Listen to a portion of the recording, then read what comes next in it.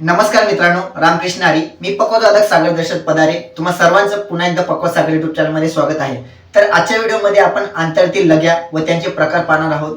तर video skip न करता शेवटपर्यंत नक्की बघा, कारण की शेवटला आपण या लग्यातील प्रकार व या लग्या कुठे वापरल्या जातात हे पाहणार आहोत. त्याआधी सर्व युट्यूब परिवाराचं मनापासून धन्यवाद, कारण की आपल्या चॅनलवर चालू असलेल्या पक्ववाद उपक्रमाला त्यांनी भरभरून प्रतिसाद दिला आहे. तुम्हा सर्वांचं प्रेम व सपोर्ट नेहमी असंच राहू द्या. तर आपण व्हिडिओकडे वळूया. तर आजच्या भागामध्ये आपण अंतरातील लग्या याबद्दल इन डिटेल माहिती घेणार आहोत. त्याआधी आपल्या चॅनलवर जे कोणी नवीन असतील त्यांना सांगू इच्छितो की आपल्या चॅनलवर या सिरीजचे काही भाग रिलीज झाले आहेत.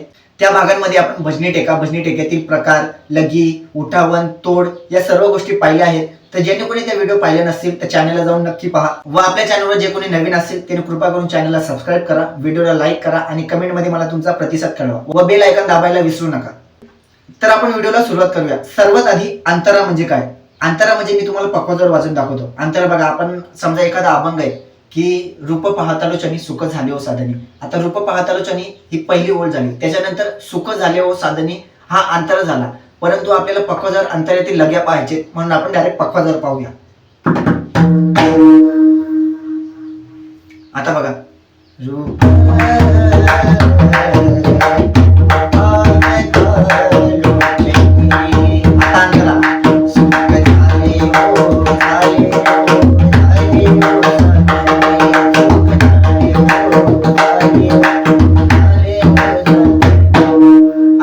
आपण रूप पाहतालो ज्यांनी सुरुवातीला ठेका वाजवला, त्यानंतर सुख झाले ओला आपण अंतरातील लगी वाजवली. तर हीच लगी आपण या व्हिडिओमध्ये शिकणार आहोत. तर अंतरातील लगीतील पहिला बोल आहे धा. आता धा कसा वाजवायचा तुम्हा सर्वांना माहित आहे, तरी पुन्हा एकदा रिमाइंड करतो. धा आपल्याला थापेत न वाजवता चाटेच वाजवायचे. बघा कसा वाजवायचा. शायपुड्यावर न मारायचं, न म्हणजे चाट मारायची, व धुमपुड्यावर ग मारायचं. बघा, शायपुड्यावर न मारायचा व धुमपुड्यावर ग मारायचा. या दोघांचा एकत्रित आघात धा वाजेल. धा क्लिअर झाला. त्याच्या पुढे आहे धीन. धीन दिन वेगळा व धीन वेगळा. दिन शायपुड्यावर एका साईडून वाजवतात, धीन आपल्याला वाजवायचे धीन. धा धीन. आता धीन कसा वाजवायचा, सेम तशीच प्रोसिजर. धा जसा वाजवला आपण शायपुड्यावर न वाजवला व धुमपुड्यावर ग वाजवला, तसाच धीन वाजवताना शायपुड्यावर धीन वाजवायचा, धीन धीन, व धुमपुड्यावर ग वाजवायचा, ग. या दोघांचा एकत्रित आघात धीन वाजतो. धीन. दिन हा शब्द वेगळा आणि धीन हा शब्द वेगळा. आपल्याला धीन वाजवायचे. धीन धीन. धीन समजला.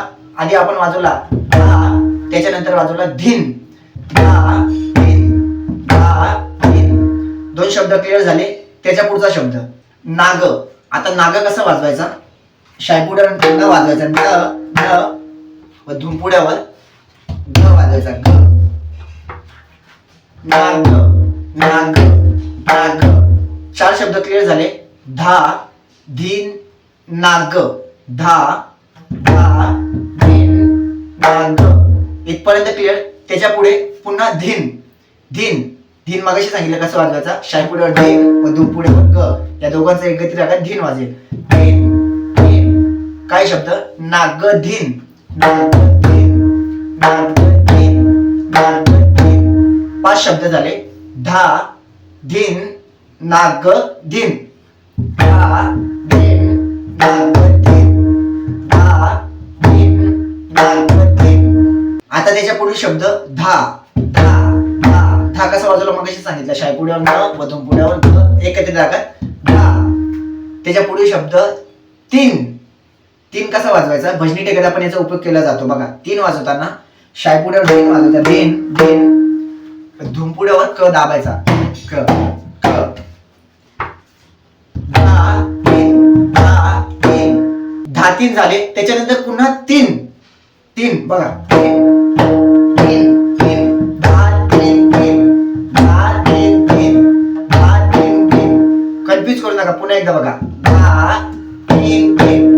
सुरुवातीला आपण वाजवले धा धी नाग धीन. झाले क्लिअर? धा धी नाग धीन. त्याच्या पुढे धा तीन तीन, धा तीन तीन. इथपर्यंत शब्द क्लिअर झाले. त्याच्या पुढे नाग. आता नाग कसा वाजवायचा मगाशी पाहिलं आपण. नाग नाग नाग नाग. क्लिअर? त्याच्या पुढचा शब्द धीन. धीन नाग धीन नाग धीन नाग धीन. आता एक एक शब्द क्लिअर झाले. पहिल्यापासून पुन्हा एकदा सांगतो बघा. धा धीन नाग धीन धा धीन धीन नाग धीन. सर्व शब्द क्लिअर झाले. आता या सर्व बोलांवर वजन कसं द्यायचं ते पहा. आता ही लगी वाजवताना आपल्याला वजन देणं खूप महत्वाचं आहे. आता बघा आपण काय वाजवला. धा धी नाग धीन धा धी धी नाग धीन. आता ही लगी वाजताना अशी वाजेल बघा. धा धी नाग धीन नाग धीन धी नाग धीन धा धी नाग धीन नाग धीन धी नाग धीन धा धी नाग धीन नाग धीन धी नाग धीन धा. पाहिलं तुम्ही. बोल बसवताना आधी एकपटला बसवा, त्याच्यानंतर ही लय बघा.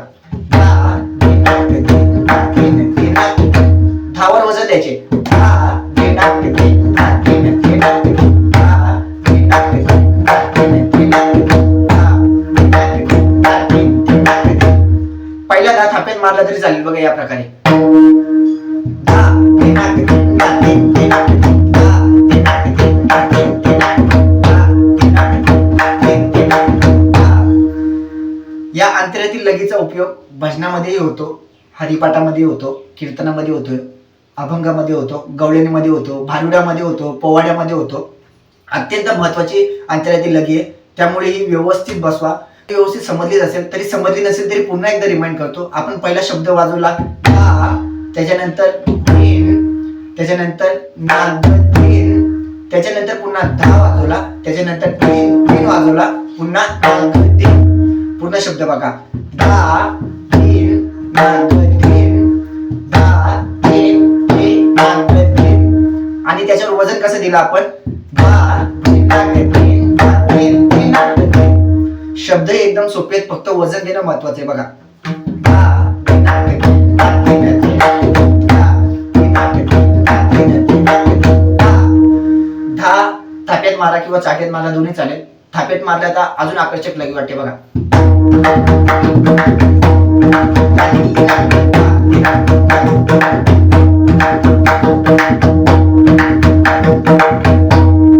आता सर्वात महत्वाचं म्हणजे प्रॅक्टिस कशी करायची. तुम्ही बोल तर पाहिला, बोल तर एकदम सोपं आहे, परंतु त्यावरचं वजन कठीण आहे. त्यामुळे प्रॅक्टिस इम्पॉर्टंट आहे. कारण की जेव्हा तुम्ही ही लगी अभंगामध्ये, गवळणीमध्ये, इतर कुठेही वाजवाल तेव्हा तुम्हाला एकपट दुप्पटला वाजवताना येणार, तुम्हाला चौपटला वाजवायला लागेल. चौपटला वाजवण्यासाठी तुम्हाला हाताला वजन येणं खूप महत्वाचं आहे आणि तेवढा तुम्हाला स्पीड यावा. त्यामुळे तुम्हाला प्रॅक्टिस खूप महत्वाची आहे. प्रॅक्टिस करताना सुरुवातीला एकपटला बसवा. एकपटला कशी बसवायची बघा. एकपटला अशी प्रॅक्टिस करा. धा धी नाग धीन धा धीन धीन नाग धीन. पाहिलं तुम्ही. धा धी नाग धीन धा धीन धीन नाग धीन. या स्लाइड मध्ये प्रॅक्टिस करा. जेव्हा तुमचे बोल व्यवस्थित परफेक्ट बसतील, हाताला व्यवस्थित तुम्हाला वाटेल की वजन आलंय, त्याच्यानंतर दुप्पटला वाजवा. दुप्पटला कसं वाजवायचं. आधी टाळीवर बोला. धा धीन नाक धीन धा तीन तीन नाक धीन. दुप्पटला. एकपटला कसं बोलवा.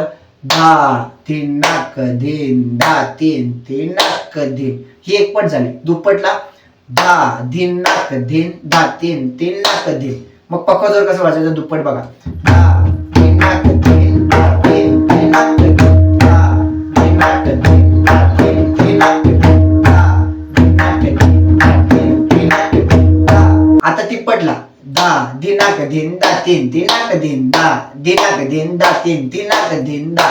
बघा. धा दिनाक धीन धा तीन दिनाक धीन धा दिनाक धीन धा तीन दिनाक धीन धा दिनाक धीन धा तीन दिनाक धीन धा. आता चौपट. धा दिनाक धीन धा तीन दिनाक धीन धा दिनाक धीन धा तीन दिनाक धीन. पक्काजोर बघा.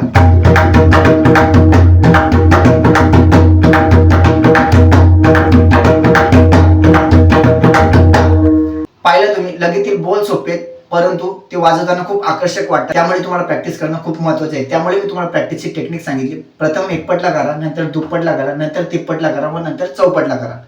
अंतरातील लगी तुम्हाला पूर्णपणे समजली असेल, कारण की आपण सुरुवातीला मी तुम्हाला अंतरा म्हणजे काय हे सांगितलं, त्याच्यानंतर अंतरातील लगी कशी वाजते हे सांगितलं, त्यानंतर अंतरातील लगीतील बोल एक एक करून पूर्ण सांगितले व त्यानंतर त्याची प्रॅक्टिस कशी करायची व त्याचे वजन कसे द्यायचं हेही सांगितलं व कुठे वापरतात हेही सांगितलं. आता आपण पुढच्या व्हिडिओमध्ये एक अशीच नवीन माहिती घेऊन भेटणार आहोत. तोपर्यंत या लगीची व्यवस्थित प्रॅक्टिस करा आणि या लगीचा वापर भजनामध्ये किंवा अभंगामध्ये व हरिपाठामध्ये जास्तीत जास्त वापरण्याचा प्रयत्न करा. तर आपण भेटूया पुढच्या व्हिडिओमध्ये. रामकृष्ण हरी.